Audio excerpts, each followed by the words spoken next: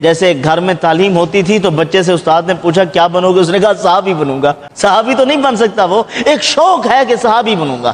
وہ کیا وجہ تھی؟ اس کے گھر میں صحابہ کرام کا ذکر تھا، اور ہم ہیں کہ ذکر ہی نہیں ہے کوئی۔ وہ بچے ہمارے کوئی فلمی ایکٹر بن رہا ہے، کوئی کیا بن رہا ہے، کوئی کیا، اس سے پوچھو، وہ ایک بچے سے پوچھا گیا کیا بنو گے، اس نے کہا شیوا بنوں گا۔ وہ جو کارٹون دیکھتے ہیں وہی بننے کے چکر میں ہے۔ یہ کارٹون بنیں گے یا مجاہد اسلام بنیں گے؟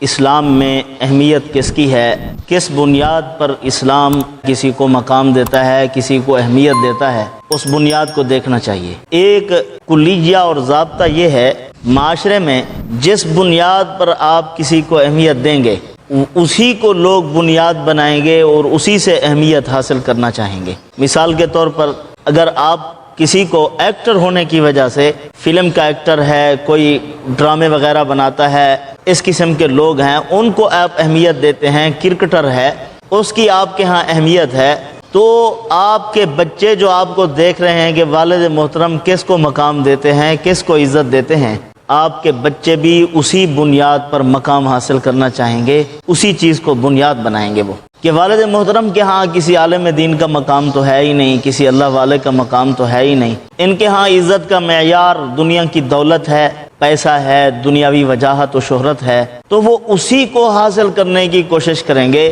ان خوبیوں کی طرف جن خوبیوں کی بنیاد پر محمد الرسول اللہ صلی اللہ علیہ وسلم نے اپنے معاشرے کو اٹھایا ہے، ان کی طرف ان کا رجحان نہیں ہوگا۔ آپ صلی اللہ علیہ وسلم نے کس بنیاد پر مسلمانوں کو اہمیت دی، اور حضور صلی اللہ علیہ وسلم کے ہاں کیا معیار تھا عزت کا، اس کو دیکھیے۔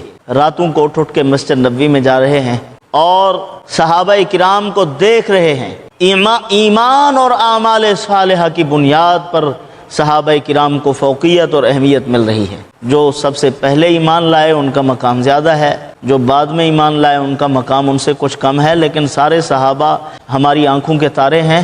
عزت اور معیار ان کا بے انتہا ہے، اللہ کے ہاں ان کی عزت ہے، دنیا میں بھی ان کی عزت ہے، آخرت میں بھی ان کی عزت ہے، قیامت تک کے لیے ان کا عزتوں کے ساتھ نام لیا جائے گا، کیونکہ وہ زمانے کے ساتھ نہیں چلے تھے، وہ زمانے کو چھوڑ کے اللہ کے ساتھ چلے تھے۔ زمانہ کچھ کہہ رہا تھا، انہوں نے اس طرف توجہ نہیں کی۔ زمانہ کیا کہہ رہا ہے، کیسے حالات ہیں۔ جب جھوٹ کو رواج تھا، قتل و غارت گری عام تھی، لوگ ایک دوسرے کی کھوپڑیوں میں شراب پی رہے تھے، جسم کو کاٹ کے ان کے کلیجے نکال کے چبائے جا رہے تھے، ان اوقات میں وہ ایک طرف ہو کر وہ نفوس قدسیہ، وہ مقدس ہستیاں، وہ کائنات کے عظیم ترین لوگ، من حیث طبقہ، پورا طبقہ مقدس ہے محمد رسول اللہ صلی اللہ علیہ وسلم کے صحابہ کرام، حضور نے ان کو کس بنیاد پر اٹھایا، کس بنیاد پر عزت ملی۔ اسی لیے آج ہم اسی کو دیکھیں، رسول اللہ صلی اللہ علیہ وسلم کی احادیث طیبہ کو دیکھیں، قرآن مجید کو دیکھیں کہ قرآن کس کی حوصلہ افزائی کراتا ہے، کیسے معاشرے کی حوصلہ افزائی کراتا ہے۔ ہمارے مسلم معاشرے کی بنیاد خوبیاں ہیں، ان خوبیوں کی بنیاد پر اہمیت ہے۔ جب ہم خوبیوں کی بنیاد پر کسی کو اہمیت دیں گے، کسی کو اپنا بڑا بنائیں گے، کسی کی حوصلہ افزائی کریں گے، وہ معاشرہ، اس میں خوبیاں پروان چڑھیں گی، وہ خوبصورت سے خوبصورت ترین ہوتا جائے گا۔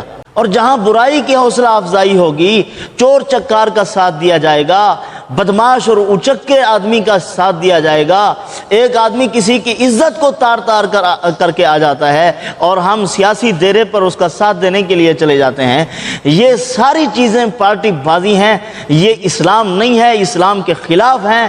ان بنیادوں پر کفر وجود میں آتا ہے۔ اسلام تو اسلام، آہستہ آہستہ ذالک بما عصوا وکانوا یعتدون، گناہ کرتے کرتے حد سے بڑھ جاتے ہیں، گناہ کرتے کرتے کفر اختیار کر لیتے ہیں۔ یہی چیزیں ناانصافی، بدعنوانی، ظلم اور برائیوں کی بنیاد پر اس کے ساتھ صلح، اس کے ساتھ محبت، تعلقات جیسے چل رہے تھے ویسے بحال، جبکہ اس میں خوبی نہیں ہے، اس میں برائیاں ہیں۔ ہم برائی کی جب تک اپنے معاشرے میں حوصلہ شکنی نہیں کریں گے، اچھائی کی جب تک حوصلہ افزائی نہیں کریں گے، ہمارے معاشرے میں خوبیوں کا وجود ہی نہیں پیدا ہو سکتا، اور نہ ہی ہمارا معاشرہ اچھے سے اچھا ہو سکتا ہے۔ اسی لیے معاشرے کی بنیاد بنائیے ایمان اور اعمال صالحہ کو، معاشرے کی بنیاد ہم بنائیں خوبیوں کو، ان بنیادوں پر اپنے معاشرے کو اٹھائیں۔ چھوٹا بچہ جو ہمارے گھر میں ہے، اس کے سامنے صحابہ کرام کا ذکر اتنی ہو، اس کے سامنے اللہ والوں کا ذکر اتنی ہو، اس کے سامنے قرآنی شخصیات کا ذکر اتنی ہو کہ وہ شوق رکھے. جیسے گھر میں تعلیم ہوتی تھی تو بچے سے استاد نے پوچھا کیا بنو گے، اس نے کہا صحابی بنوں گا. صحابی تو نہیں بن سکتا، وہ ایک شوق ہے کہ صحابی بنوں گا. وہ کیا وجہ تھی؟ اس کے گھر میں صحابہ کرام کا ذکر تھا، اور ہم ہیں کہ ذکر ہی نہیں ہے کوئی. وہ بچے ہمارے کوئی فلمی ایکٹر بن رہا ہے، کوئی کیا بن رہا ہے، کوئی کیا.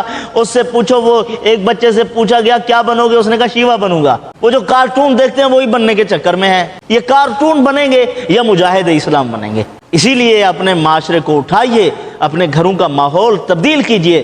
جیسے سعید ابن جبیر رضی اللہ تعالی نے حجاج بن یوسف سے کہہ دیا تھا، اس نے کہا تو بدبخت ہے. اس نے کہا میری ماں نے میرا نام سعید رکھا ہے، میں سعادت مند ہوں. یہ فیصلہ دن قیامت کے ہوگا کہ کون بدبخت ہے. اسی لیے عزیزان گرامی، ان بنیادوں پر ہم اپنے بچوں کو اٹھائیں. حضرت اسماء رضی اللہ تعالی عنہا جب مکہ مکرمہ میں گئی تو اپنے بیٹے کی لاش وہ سولی پر لٹکی ہوئی تھی، اس کو دیکھ کر کہنے لگی میرے بیٹے تو نے میرے دودھ کا حق ادا کر دیا. فرمایا کیا وہ وقت نہیں آیا کہ شاہ سوار اپنی سواری سے اتر جائے؟ یہ حوصلے پیدا کیے تھے اور ان خوبیوں کی بنیاد پر انہوں نے اپنی اولادوں کو اٹھایا تھا. تو آج ضرورت ہے اس بات کی کہ ہم اپنے معاشرے پر کسی کو اہمیت دیں، معاشرے میں کسی کو عزت دیں. تو یہ اصل بنیاد ہے، خوبیوں کی بنیاد پر عزت ہونی چاہیے. رنگ و روپ و نسل و حسب و نسب کی وجہ سے نہیں، دنیاوی وجاہت کی وجہ سے نہیں.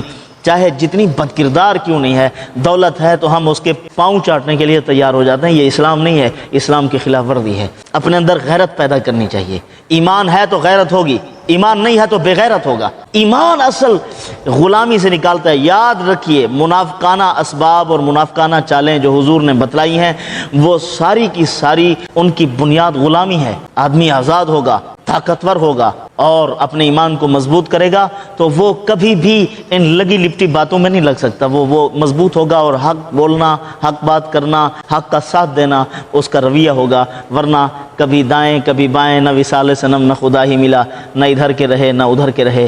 قرآن کہتا ہے لا الہ الا ولا الہ الا مذبذبین بین ذلک، مذبذب ہیں، نہ ادھر ہیں نہ ادھر ہیں، کوئی پتہ نہیں کہاں جا رہے ہیں.